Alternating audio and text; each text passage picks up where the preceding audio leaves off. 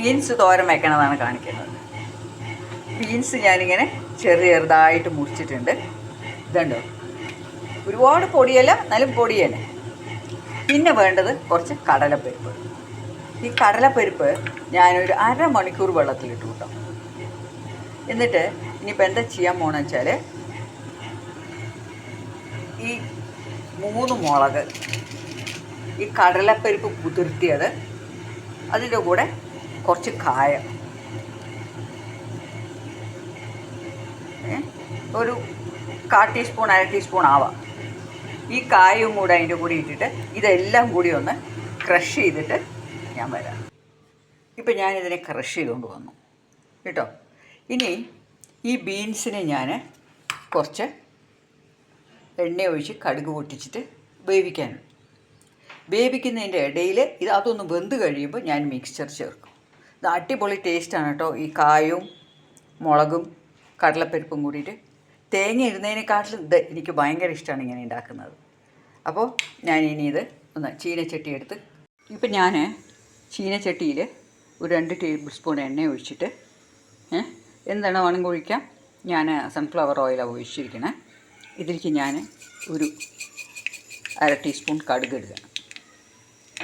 ഈ കടുകിൻ്റെ കൂടെ കുറച്ച് കറിവേപ്പില,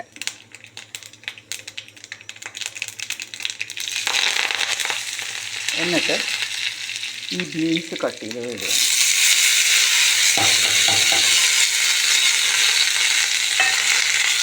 ഇപ്പോൾ ഇതിനെ ഒന്ന് ഇളക്കിയിട്ട് ഞാനിങ്ങനെ ലേശം ഉപ്പിടുകയാണ് കേട്ടോ, കുറച്ച് ഉപ്പ്. ഈ ഉപ്പിട്ട് കഴിഞ്ഞിട്ട് ഇതൊന്ന് വെന്ത് വരുമ്പോൾ മാത്രമാണ് ആ കടലപ്പരിപ്പും മുളകും കായവും കൂടെ, പക്ഷെ അതിന് വലിയ വേവില്ല, അതിലേക്ക് മിക്സ് ചെയ്യാം. ഇതൊന്ന് ഒരു തിള വന്ന് കഴിയുമ്പോൾ ഞാൻ വെള്ളം ഒഴിച്ചിട്ടില്ല, വെള്ളം ഒഴിക്കേണ്ട ആവശ്യമില്ല. ഇപ്പോൾ എൻ്റെ ബീൻസ് പകുതി വേവായി. അപ്പോൾ ഞാനിപ്പോൾ ഈ കടലപ്പരിപ്പും മുളകും കായും കൂടി ചതച്ചത് ഇങ്ങനെയൊന്ന് നിങ്ങൾ ട്രൈ ചെയ്ത് നോക്കണം. ഇത് ശരിക്കും തോരൻ, ഇതെല്ലാവരും ഉണ്ടാക്കുന്നതാണോ എന്ന് എനിക്കറിയില്ല.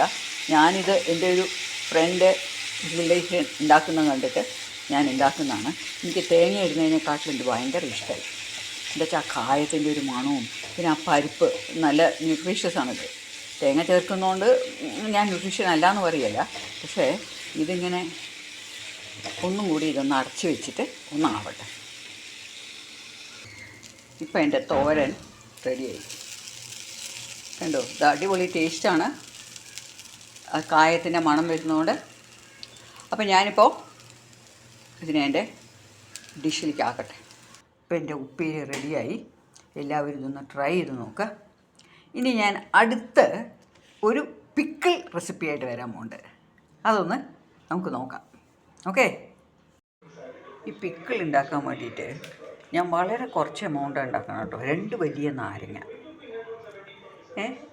ഒരു 12-20 ഡേറ്റ്സ്, പിന്നെ വെളുത്തുള്ളി, ഇഞ്ചി.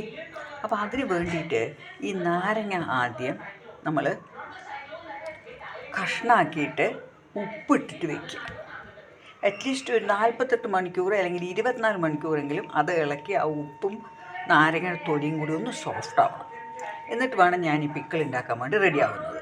നിങ്ങൾക്ക് വേണമെങ്കിൽ ഇതിനെ വെള്ളത്തിൽ നാരങ്ങ മുറിച്ച് ഒന്ന് ആവി കയറ്റിയിട്ടൊക്കെ ചെയ്യാം. പക്ഷേ എനിക്ക് അങ്ങനെ ചെയ്യുമ്പോഴാണ് നല്ല ടേസ്റ്റ് തോന്നിയിരിക്കുന്നത്. അപ്പം ഞാനിതിനെ ഒന്ന് മുറിച്ചിട്ട് ഉപ്പിയിൽ ഉപ്പിടട്ടെ. അപ്പം ഞാനിപ്പോൾ ഇതിനിങ്ങനെ 4 ഓരോ സൈഡ് 4 കഷ്ണാക്കിയിട്ട് മുറിച്ചിട്ടുണ്ട്. ഇനി ഇത് ഞാൻ ഉപ്പിലിട്ടിട്ട് ഉപ്പ് ഇത് നല്ലോണം ഒരു ടേബിൾ സ്പൂൺ ഉപ്പാണ് കേട്ടോ ഇടുന്നത്. ഉപ്പ് ഒരു വശാലും കൂടില്ല. എന്താ കാരണം വെച്ചാൽ ഇതിന് വേണ്ടതായ ഉപ്പാണ് ഇട്ടിരിക്കണം. എന്നിട്ട് ഇതിനെ ഒന്ന് ഇങ്ങനെ നല്ലോണം ഇളക്കിയിട്ട് ഞാൻ കുപ്പിയിലിട്ട് വെച്ചിട്ട് കാണിക്കാം. അപ്പോൾ ഇങ്ങനെ ഒരു കുപ്പിയിലാക്കിയിട്ട് ഞാൻ വെച്ചിട്ടുണ്ട്. ഇതിനെ ഇനി ഇത് നല്ല ക്ലീനായിട്ടുള്ളൊരു ഡ്രൈ ചെയ്ത കുപ്പിയാണ്. നാരങ്ങയും അതേമാതിരി നന്നായി ഉണങ്ങി ഉപ്പ് ഇട്ടിട്ട് വെച്ചിരിക്കുകയാണ്. ഇനി ഇതിനെ ഞാനൊന്ന് തൊലി ഒന്ന് സോഫ്റ്റായ ശേഷം കാണിക്കാം. എൻ്റെ ഈ പിക്കിളിന് വേണ്ടിയിട്ട് ഞാൻ പറഞ്ഞല്ലോ നാരങ്ങ ഇപ്പോൾ 48 ഹവേഴ്സായി ഇതിൻ്റെ തൊലിയൊക്കെ നന്നായിട്ടൊന്ന് സോഫ്റ്റായിട്ടുണ്ട്. ഇതിപ്പോൾ പെട്ടെന്ന് ഉണ്ടാക്കുകയാണെങ്കിൽ നാരങ്ങ ഒന്ന് മുറിച്ച് നല്ലെണ്ണയിൽ വാട്ടുക, അല്ലെങ്കിൽ ആവി കയറ്റുക ഒക്കെ ചെയ്യാം. മുഴുവൻ നാരങ്ങ ആവി കയറ്റാം. പക്ഷെ ഞാനിതിങ്ങനെ ചെയ്യുമ്പോഴാണ് എനിക്കിതിൻ്റെ ടേസ്റ്റ് നാരങ്ങയുടെ നല്ലോണം വരുന്നത്. ഇനി എന്തൊക്കെയാണ് ഇതിന് വേണ്ടതെന്ന് കാണിക്കാം. ഇനി ഒരു 10 ഡേറ്റ്സ്. ഞാനിത് 2 നാരങ്ങ വെച്ചിട്ടാണ് ഉണ്ടാക്കണം. 2 വലിയ നാരങ്ങ വെച്ചിട്ട്, ചെറു നാരങ്ങ. ഇതിനൊരു 10 ഡേറ്റ്സ് കുരുകളഞ്ഞിങ്ങനെ വെച്ചിട്ടുണ്ട്. അതിനൊക്കെ ഇങ്ങനെ ചീന്തി വെക്കാൻ പോകുന്നുണ്ട്. പിന്നെ 1/4 കപ്പ് ഇഞ്ചി, 1/4 കപ്പ് വെളുത്തുള്ളി കീറിയത്, പിന്നെ കുറച്ച് കടുക് ഇറങ്ങിയത്, വളരെ കുറച്ച് 1/4 ടീസ്പൂൺ ഉലുവ, പിന്നെ കായം ഇത് ആഡ് ചെയ്യും, മുളക് പൊടി. ഇനി ഇത് ഉണ്ടാക്കുന്ന പ്രൊസീജിയറിലേക്ക് പോകാം. ഇപ്പം ഞാനിതിന് ഉപയോഗിക്കുന്നത് നല്ലെണ്ണയാണ്. ഇപ്പം ഞാൻ ആദ്യം 2 ടേബിൾ സ്പൂൺ നല്ലെണ്ണ ഒഴിക്കുകയാണ്.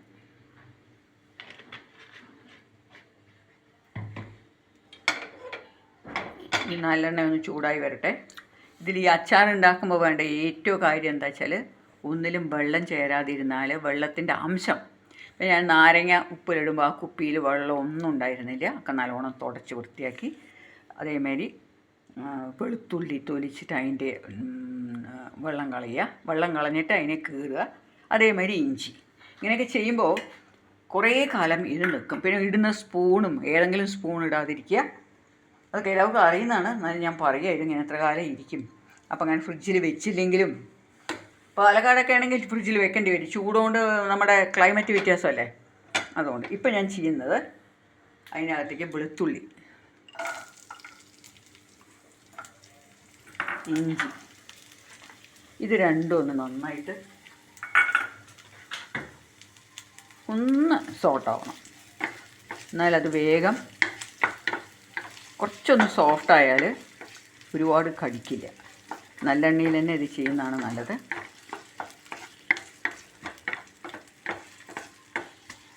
ഇത് ചെയ്യുന്ന സമയത്ത് തീ ഒരുപാട് കൂട്ടി വയ്ക്കാതിരിക്കുക.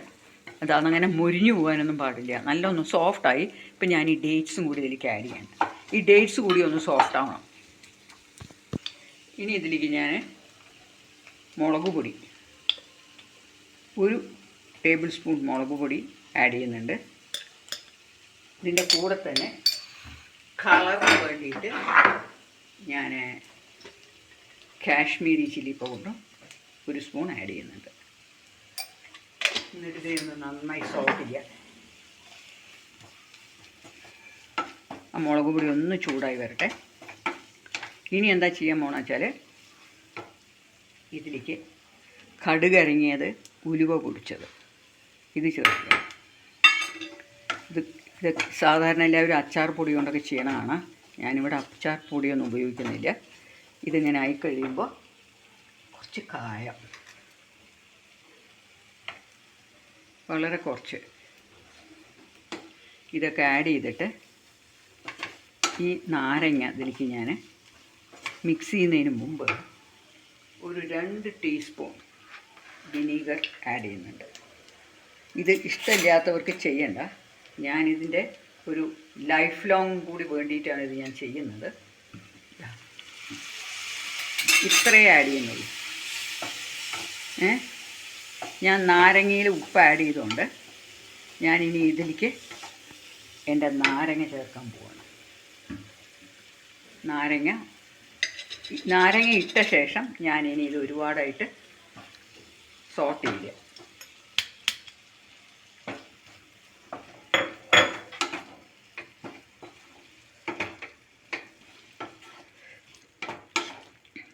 ഇപ്പം ഞാൻ തീ ഓഫ് ചെയ്തു.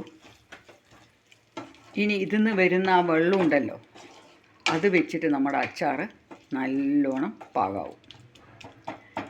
ഇതൊന്ന് ആറിയ ശേഷം ഞാനിപ്പോൾ ലേശം കൂടി നല്ലെണ്ണ ആഡ് ചെയ്യുന്നുണ്ട്. നോക്കിയപ്പോൾ എണ്ണ എനിക്ക് കുറച്ച് പോരാന്ന് തോന്നുന്നു. ഞാൻ കുറച്ച് നല്ലെണ്ണ ആഡ് ചെയ്തു. അതാണ് ഈ അച്ചാറിൻ്റെ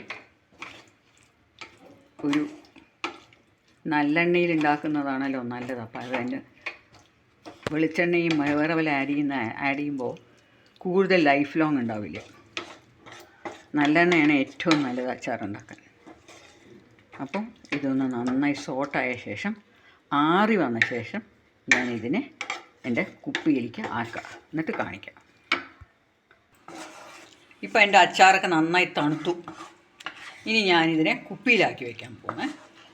ഈ അച്ചാർ നിങ്ങൾക്ക് പിറ്റേ ദിവസം തന്നെ ഉപയോഗിക്കാം. എന്താ വെച്ചാൽ അതിൻ്റെ തൊലിയൊക്കെ നന്നായിട്ടൊന്ന് സോഫ്റ്റ് ആയിട്ടുണ്ട്. 2 ദിവസം ഉപ്പുവെള്ളത്തിൽ കിടന്നിട്ട്.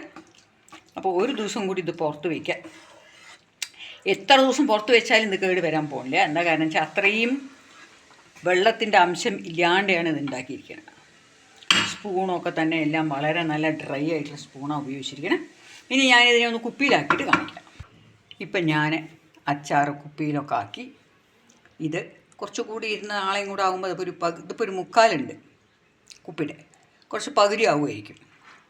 അപ്പോൾ ഇത് ഇതേമാതിരി ഒന്ന് നന്നായി ഉണ്ടാക്കി വെച്ചാൽ കുറച്ച് മധുരം ഇഷ്ടമുള്ളവർക്കും ഇത് ഊണ് കഴിക്കുകയാണെങ്കിൽ അതിൻ്റെ കൂടെ കഴിക്കുക, ചപ്പാത്തിയുടെ കൂടെ കഴിക്കുക.